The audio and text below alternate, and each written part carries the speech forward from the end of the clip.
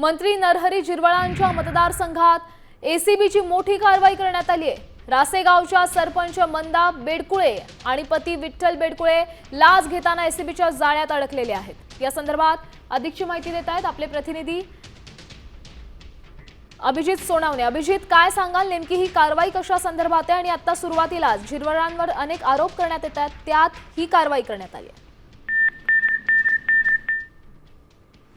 तिच्या उपसरपंचावर अविश्वास ठराव आणण्यात आलेला होता आणि हा अविश्वास ठराव नामंजूर करण्यासाठी सरपंच मंदा बेंडकुळे आणि त्यांच्या पतीनं 50,000 रुपयांची लाच मागितलेली होती आणि तडजोडीनंतर 25,000 रुपयामध्ये हा सगळा सौदा ठरला आणि त्यातील 15,000 रुपये स्वीकारताना एसीबीने सरपंच पत्नीसह पतीला रंगेहात अटक केलेली आहे। त्यामुळे या कारवाईमुळे खरं तर दिंडोरी तालुक्यामध्ये खळबळ आलेली आहे।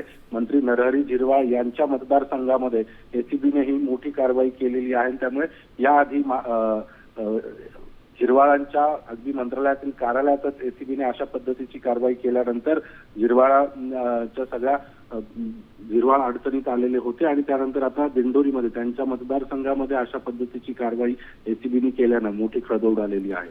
नक्कीच, धन्यवाद अभिजित, तुम्ही दिलेल्या या सविस्तर माहितीसाठी। तर 15,000 स्वीकारताना सरपंच पत्नीसह पतीला रंगेहात पकडले।